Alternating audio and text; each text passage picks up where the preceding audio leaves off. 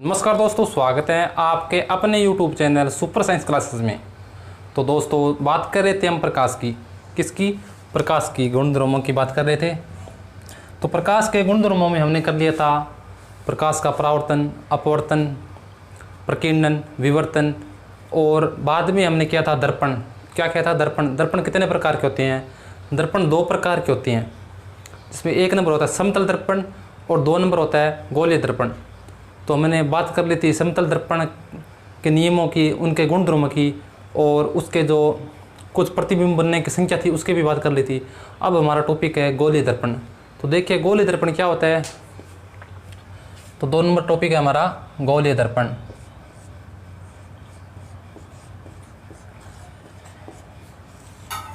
गोलीय दर्पण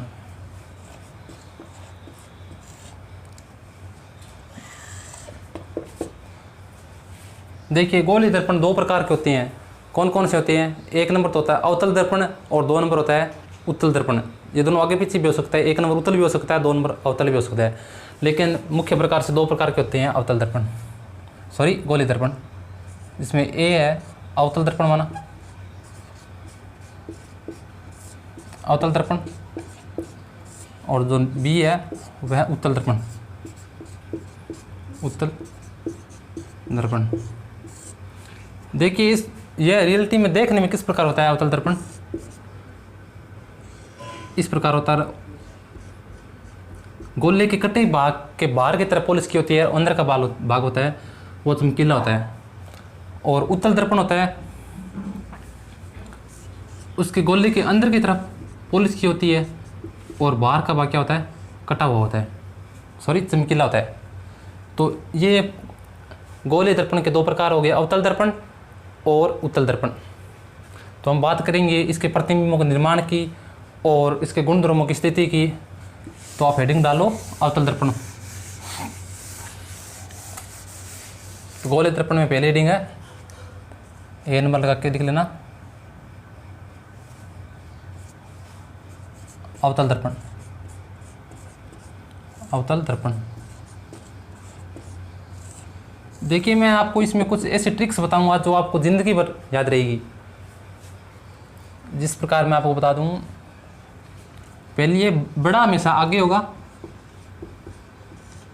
या फिर कह सकते हैं बड़ा हमेशा बड़ों के साथ होगा, हमेशा बड़ों के साथ होगा, के साथ होगा। वह बड़ा हमेशा क्या होगा? आगे होगा। बड़ा हमेशा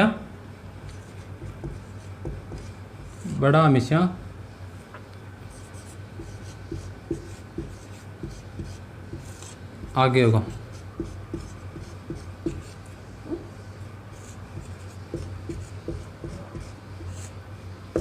अब देखिए ट्रिक किस प्रकार को काम में लेनी है। यानी बड़ा हमेशा बड़ों के साथ होगा, वह बड़ा हमेशा आगे होगा। बड़ा का मतलब देखो, अवतल क्या है? बड़ा है।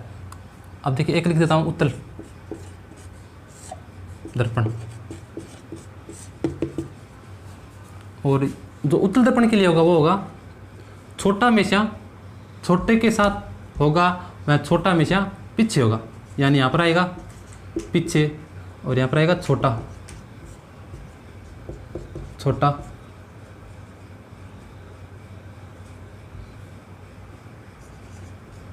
छोटा यानी छोटा हमेशा छोटे के साथ होगा, वह छोटा हमेशा पीछे होगा।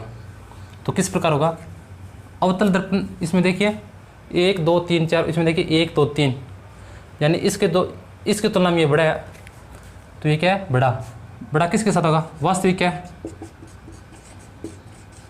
बड़ा है। उल्टा क्या है? बड़ा है। और इसकी स्थिति होगी प्रतिबिंब की, वो होगी आगे। और आभासी देखो, ये कुछ शब्द है जो बाद में यूज करेंगे हम। वासी, सीधा, पीछे। देखिए बड़ा हमेशा बड़े के साथ होगा, यानी बड़ा हमेशा बड़ों के साथ होगा, और बड़ा हमेशा क्या होगा? आगे होगा। छोटा हमेशा छोटे के साथ होगा, और छोटा हमेशा क्या होगा? पीछे होगा। तो ये ट्रिक आपको समझ में आ गई होगी। एक बार और बता देता हूँ आपको भी, बड़ा हमेशा बड़ों के साथ होगा, मैं बड़ा हमेशा आगे होगा, यानी बड़ा हमेशा बड़ों के साथ होगा और बड़ा हमेशा क्या होगा, आगे होगा। छोटा हमेशा छोटों के साथ होगा और छोटा में से क्या होगा, पीछे होगा। तो ये ट्रिक आप अभी काम में लेने वाले हैं।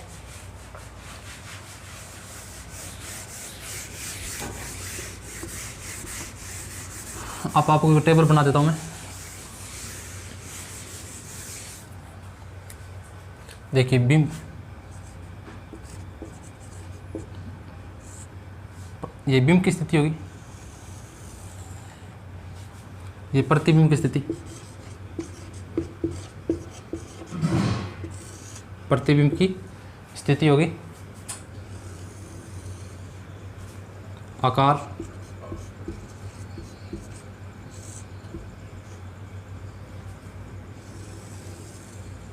प्रकृति।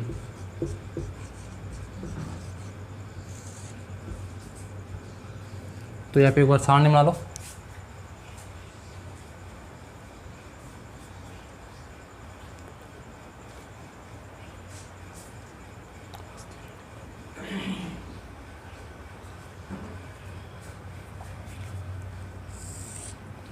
अब देखिए मैं आपको, अब चूंकि हम बात कर रहे हैं अवतल दर्पण की, तो हम यहाँ पर बनाते हैं अवतल दर्पण।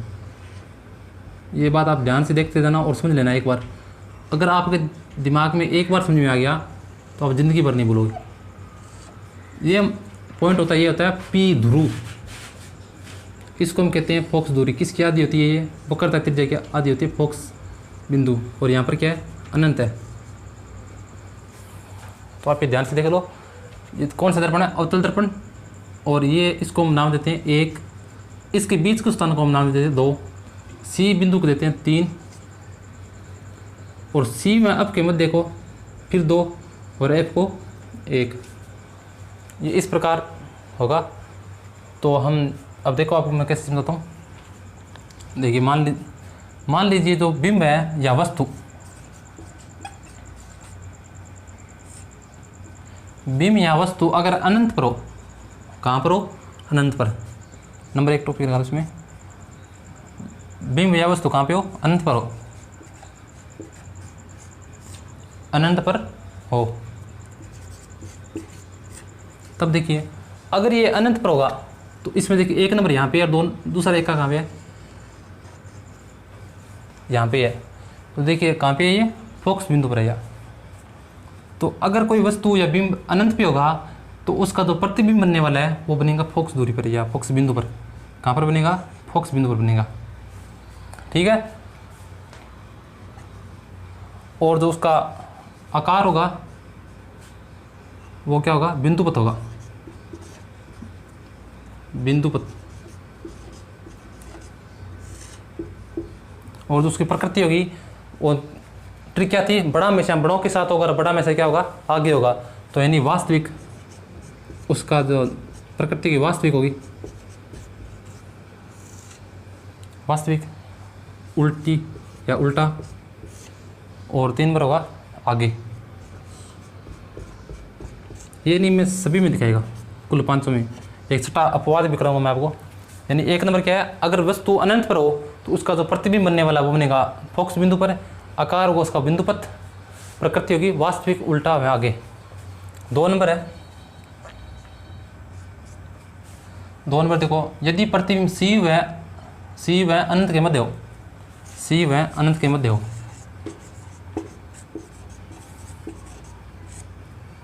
तो देखो प्रतिबिंब काम बनेगा। 2 नंबर कहाँ पे है, यहाँ पे सी व अब के मध्य, तो प्रतिबिंब काम बनेगा सी व अब के मध्य बनेगा, अब के मध्य।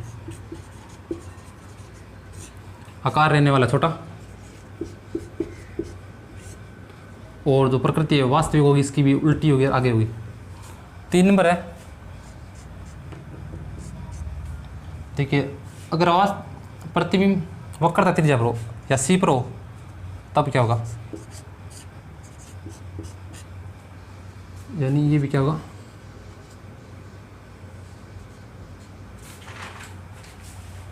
सी पर हो, प्रतिबिंब सी पर हो तो सॉरी बिंब सी पर हो तो प्रतिबिंब कहाँ पे रहने वाला है, सी पर रहने वाला है। तो प्रतिबिंब कहाँ बनेगा, सी पर।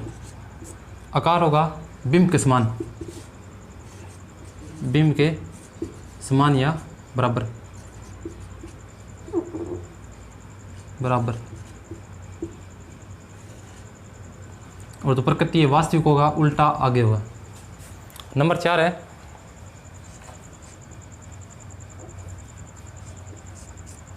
यदि बिंब सी व अप के मध्य हो, कहाँ पे हो, सी व अप के मध्य, अप के मध्य,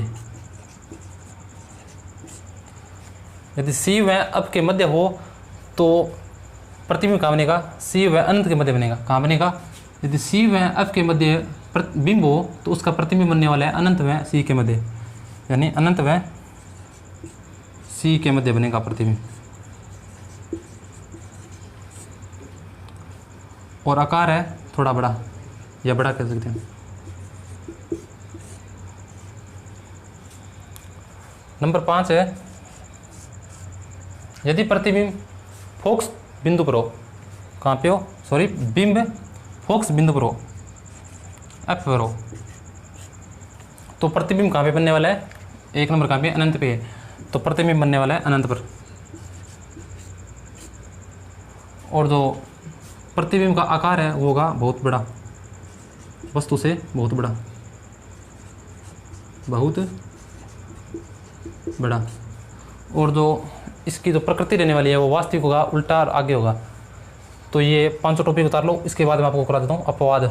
एक अपवाद है इसमें जो आपको याद करना पड़ेगा, पेपर में पूछ लिया जाता है कई बार, तो ये उतारो आप।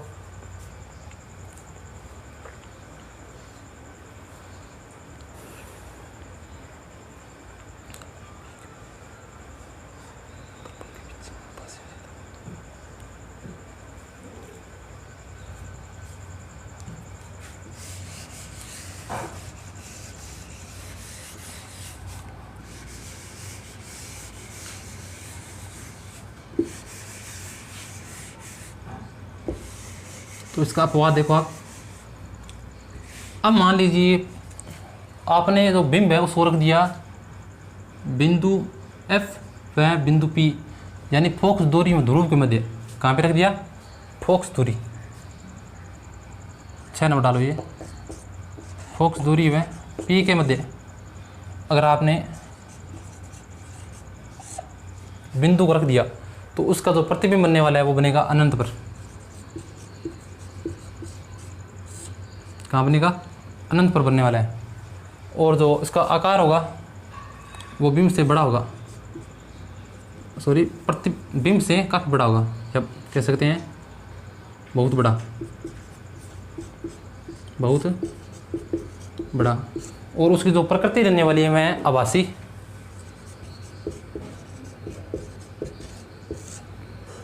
सीधा, यानी जो प्रतिबिंब बनेगा सीधा बनेगा, और दर्पण के क्या बनेगा, पीछे बनेगा।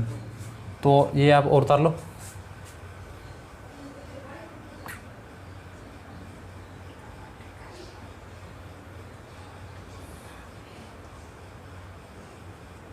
नोट कर लो। देखिए एक चीज़ आप ध्यान रखना, अगर प्रकृति पीछे है तो ये जो अनंत है ये दर्पण के पीछे बनेगा। कहाँ पे बनेगा, दर्पण के पीछे। यहाँ पर आप लिख सकते हो दर्पण के पीछे,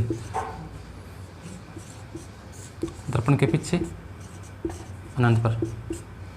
तो ये उतार लिया होगा आपने या नोट कर लिया होगा।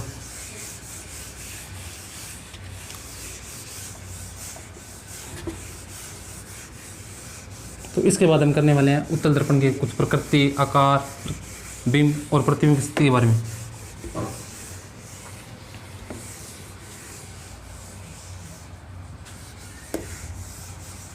तो 2 नंबर हेडिंग डालो,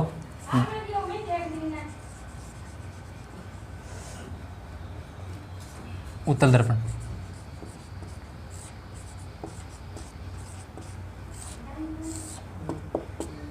तो उत्तल दर्पण किस प्रकार होता है देखो, इसमें ज़्यादा कुछ नहीं करना, सिर्फ 2 ही बिंदु आपको याद रखने हैं। ये हो गया मुख्य अक्ष अनंत, सी एफ व पी। तो ये उतारो, तो इसके एक टेबल बना लो आप। यानी बिंदु, बिंब या वस्तु। नंबर 2 है प्रतिबिंब।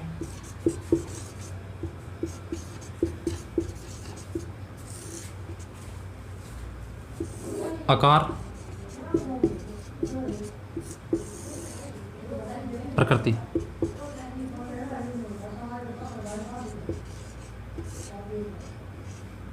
तो देखिए, यदि वस्तु या बिंब है वो अनंत पर हो तो प्रतिबिंब कहाँ बनेगा। ये देखिए, यदि बिंब या वस्तु अनंत पर हो,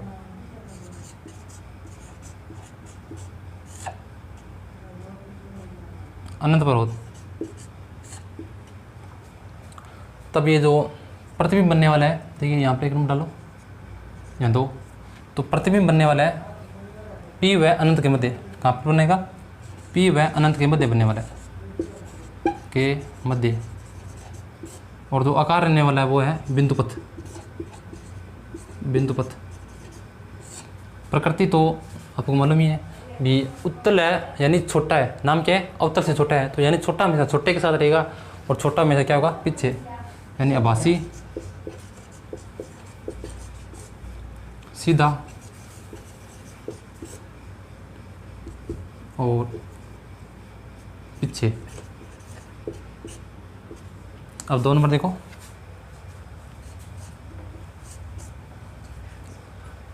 यदि बिंब अनंत व P के मध्य हो, P व अनंत के मध्य हो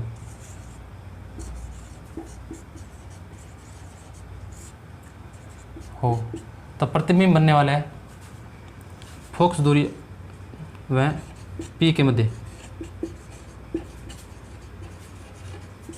ये छोटा बिंब रहने वाला है, और जो बिंब का प्रतिबिंब का आकार है वो रहने वाला है छोटा, और प्रकृति क्या है? सेम ही होगी। तो दोस्तों ये देखो आप, और इस डायग्राम को बना लो।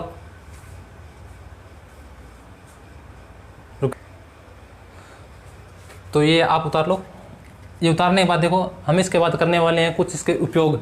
देखिए, जो इंपॉर्टेंट रीट में आती हैं, जो रीट में प्रश्न आते हैं वो भी हम करने वाले हैं इस टॉपिक के बाद। किसके बाद? दर्पण के बाद। देखिए, दर्पण के बाद जो हमारा टॉपिक रह गया है, दर्पण के बाद रह गया वो दर्पण सूत्र है, उसके उपयोग है। अवतल दर्पण के उपयोग, उत्तल दर्पण के उपयोग, समतल दर्पण के उपयोग जो करने वाले हैं। तो देखिए, रीट के जो इंपॉर्टेंट प्रश्न है वो हम करने वाले हैं। इसके बाद जो दर्पण के बाद करने वाले हैं लेंस, फिर लेंस सूत्र, और इसके बाद हम लेंस के उपयोग। इसके बाद हम एक टेस्ट लेंगे छोटा, 25 प्रश्नों का टेस्ट। उससे पहले मैं आपको कुछ इसके इंपॉर्टेंट प्रश्न से आपको कराऊंगा और आपको हल करने होंगे। तो धन्यवाद दोस्तों। तो हमारे चैनल को सब्सक्राइब कीजिए, और हम मिलते हैं इसकी अगली वीडियो में। तब तक के लिए बाय बाय।